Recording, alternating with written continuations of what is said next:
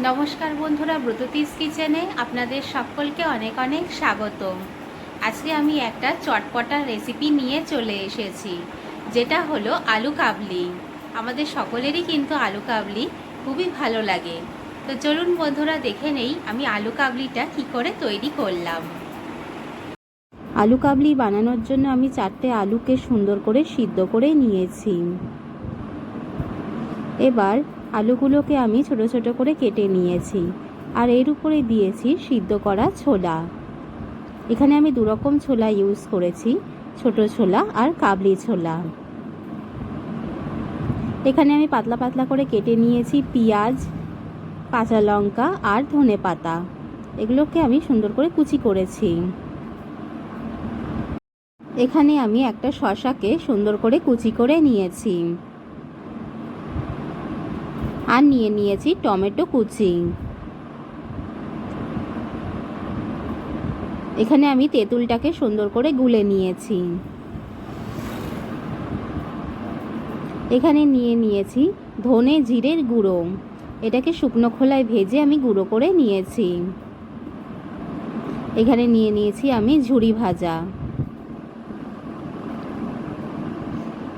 এবার আমি আলু আর ছোলার মধ্যে দিয়ে দেব প্রথমে একটু পেঁয়াজ কুচি।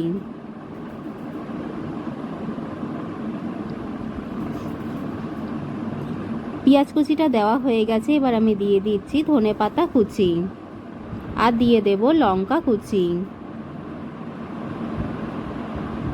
লঙ্কা কুচিটা দেওয়া হয়ে গেছে বন্ধুরা। এবার আমি দিয়ে দিচ্ছি শসা কুচি। শসা কুচি দেওয়া হয়ে গেছে। এবার দিয়ে দিলাম টমেটো কুচি।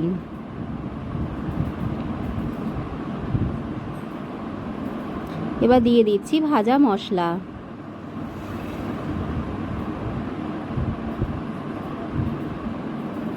ভাজা মশলা দেওয়া হয়ে গেছে বন্ধুরা। এবার আমি এর উপর দিয়ে দিচ্ছি তেঁতুল গোলাটা।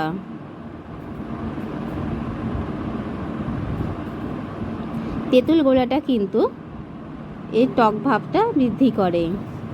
এবার আমি এর মধ্যে দিয়ে দিলাম নুন। স্বাদ মতন নুন আপনারা দেবেন। আমি আমার স্বাদ মতো দিলাম, আপনারা আপনাদের স্বাদ মতন দেবেন।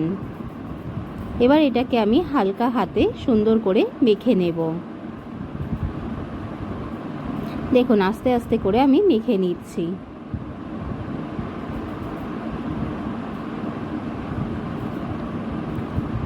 আরেকটু নুন প্রয়োজন, তাই আমি এর মধ্যে আরেকটু নুন দিয়ে দিয়েছি। এবার আমি এর মধ্যে দিয়ে দিয়েছি শুকনো লঙ্কা ভাজা আর বাকি মশলাটুকু।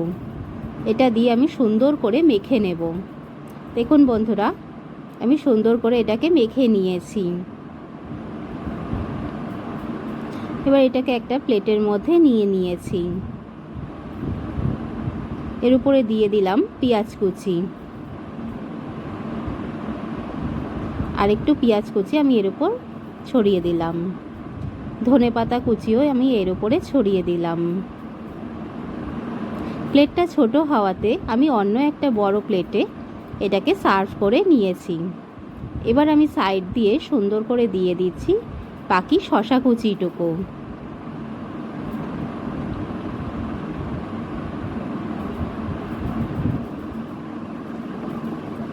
দেখুন বন্ধুরা, কত সুন্দর লাগছে দেখতে। এবার উপর দিয়ে দিয়ে দিলাম একটু টমেটো কুচি।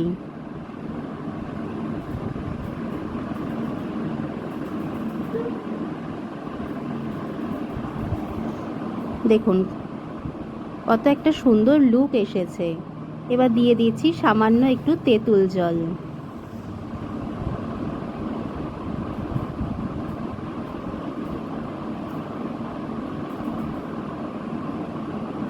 তেঁতুল জলটা দেওয়া হয়ে গেছে বন্ধুরা। এরপর আমি উপর থেকে দিয়ে দেব ঝুরি ভাজা।